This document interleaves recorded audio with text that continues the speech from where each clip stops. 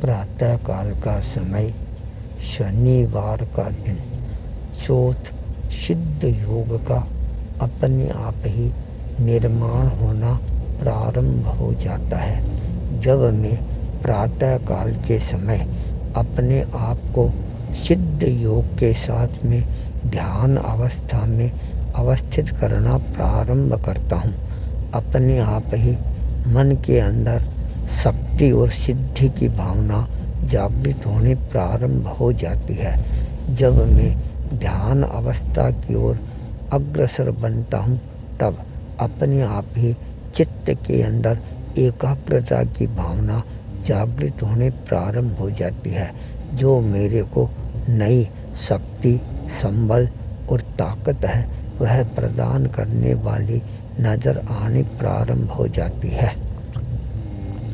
जब मैं ध्यान साधना का दीपा माँ तत्काल अपने लाडले के लिए स्वाध्याय की ओर भैंस के दूध का दही और रोटी सामने प्रस्तुत करती है।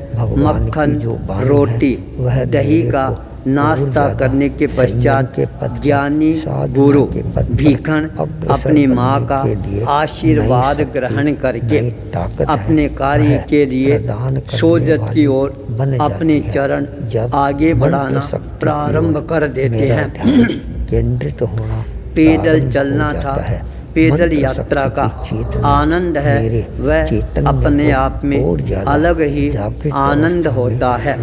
धीरे धीरे कदम सोजत की ओर आगे बढ़ते हैं। जब कदम आगे बढ़ने प्रारंभ हो जाते हैं, फिर वो कदम रुकने का नाम नहीं लेते हैं। सोजत पहुंच जाते हैं, वहाँ पर अपना आवश्यक कार्य है संपादित करना प्रारंभ कर देते हैं। बालक भीखन के लिए माँ का जो एक कार्य है वह संपादित करना ही सबसे पहला कर्तव्य बन जाता है। कार्य सानंद संपन्न होने के पश्चात अपने कदमों को पुनः अपनी जन्मभूमि कंटालिया की ओर अग्रसर करना प्रारंभ करते हैं। सूर्य तेजी के साथ अस्तांचल की ओर बढ़ता ही जा रहा था। अंधकार धीरे धीरे अपना साम्राज्य है वह स्थापित करने के लिए लालायित बनता जा रहा था। अकेले थे, पैदल चलते समय अकेले को रास्ता लंबा नजर आना प्रारंभ हो जाता है।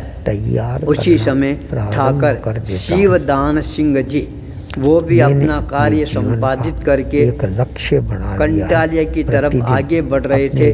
दोनों में मित्रता थी, दोनों आपस में मिलकर बातें करते हुए आगे बढ़ना प्रारंभ कर देते हैं। पर ठाकर शिव सिंह जी के एक भयंकर बीमारी थी, वो तंबाकू है, अवश्य ही सूंघते थे। जब तंबाकू का नशा चढ़ता तब उनके पैरों में जान आ जाती थी। अचानक तंबाकू था वह समाप्त हो जाता है। चाल लड़खड़ाना प्रारंभ कर देती है और कहती है, भीखन अब मेरे से नहीं चला जाएगा, मेरी तंबाकू है वह खत्म हो गई है। भीखन ने सोचा, मैंने अपने साथी का साथ निभाया है, अब इसको जंगल में छोड़कर अकेला जाऊंगा, यह भी मित्रता की निशानी नहीं है। अंधकार है वह भी घर करता जा रहा है, रास्ते में जंगली जानवरों का खतरा भी है, पर यह तंबाकू है बड़ी समस्या खड़ी कर चुकी है। अब क्या करूं? अपनी बुद्धि कौशलता का परिचय देते हुए, ठाकर साहब आप 5 मिनट यहाँ पर विराजिए, मैं जंगल में खोज करता हूँ, कहीं पर मेरे को तंबाकू मिल जाए। भीखन तंबाकू की खोज में निकल जाता है। जंगल में कहाँ तंबाकू मिलने वाली थी, पर अचानक भीखन का ध्यान है जंगल में एक घूमती हुई गाय के ऊपर केंद्रित होता है।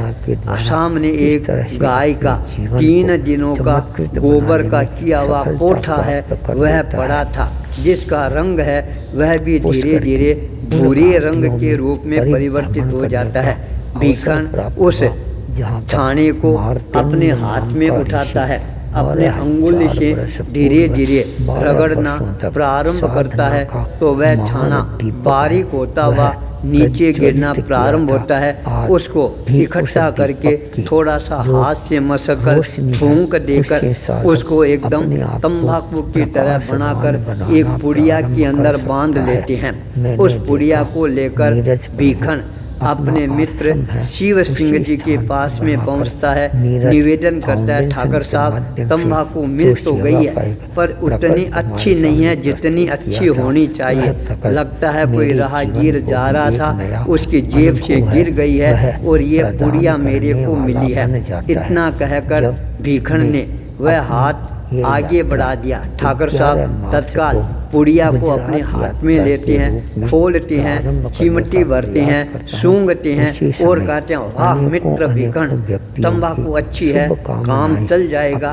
पैरों में नई ताकत आ जाती है, शक्ति आ जाती है, चेहरे पर रौनक आ जाती है, चाल है वह भी अपने आप तेज बननी प्रारंभ हो जाती है। तेजी के साथ अपने मित्र के साथ भी उसके अनुभवों का रसास्वादन है, वह हमारे को भी करने का अवसर है, वह प्राप्त होगा। गांव निकट आ गया है और तत्काल गांव में प्रवेश कर जाती है। कहते हैं, ठाकर साहब तंबाकू का नशा कैसा रहा? ठाकर ने कहा, भीखन बहुत अच्छा रहा। तब भीखन मुस्कुराना प्रारंभ कर देता है। कहता है, ठाकुर साहब ये तंबाकू नहीं, ये तो गाय का गोबर मारिए और मेरे के नजर आते हैं में आपके सामने प्रस्तुत किया। भीखन की यह करामात देखकर मित्र शिव सिंह जी के चेहरे पर भी मुस्कुराहट दौड़नी प्रारंभ हो जाती है। ये था अध्यात्म भीखन के बुद्धि कौशलता का परिचय। मैं भी खुले दिल और दिमाग से सहयोग करना प्रारंभ करूं। 4 दिनों के लिए उसने इस यात्रा में सहयोगी की भूमिका अदा करने का संकल्प अभिव्यक्त किया था। 1 दिन की यात्रा का अनुपम खर्चा 5,000 रुपये ट्रस्ट मंडल ने निर्णय के साथ में उद्घोषणा की थी। 4 दिनों की यात्रा के लिए विजय अग्रवाल ने तत्काल 20,000 रुपये प्रस्तुत किए। वास्तव में उसकी इस उदारता को देखकर मन में एक नया अनुभव भी प्राप्त होना प्रारंभ हो जाता है। आज हमारे देश के नवयुवक है किस तरह से विसर्जन के पथ पर अपने आप को आगे बढ़ा रहे हैं।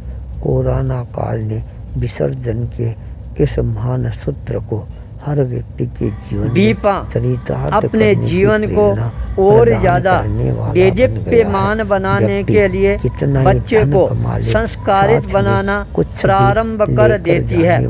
वही बच्चा अपनी माता के खून के साथ में उन संस्कारों को अपने जीवनगत है करना प्रारंभ कर देता है। दीपा माँ एक एक दिन में एक एक नया संस्कार है, वह बालक के जीवन को और ज़्यादा नए रूप में प्रदान करना प्रारंभ कर देती है। माता का जो संस्कार होता है वही बच्चे के लिए आगे जीवन प्रदान करने वाला बन जाता है। माता का संबंध बच्चे के नाल के साथ में जुड़ा हुआ रहता है।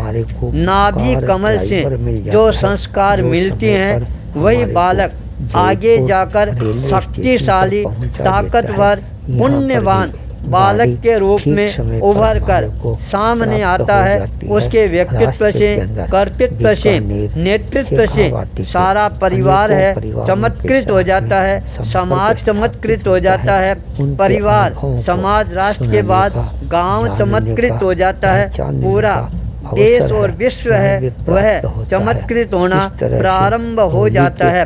वह चमत्कारिक व्यक्तित्व जब जन्म ग्रहण करता है, वह जन्मदिन उस बालक के लिए नहीं पूरे संसार के लिए एक नया प्रकाश है, वह पैदा करने वाला बन जाता है।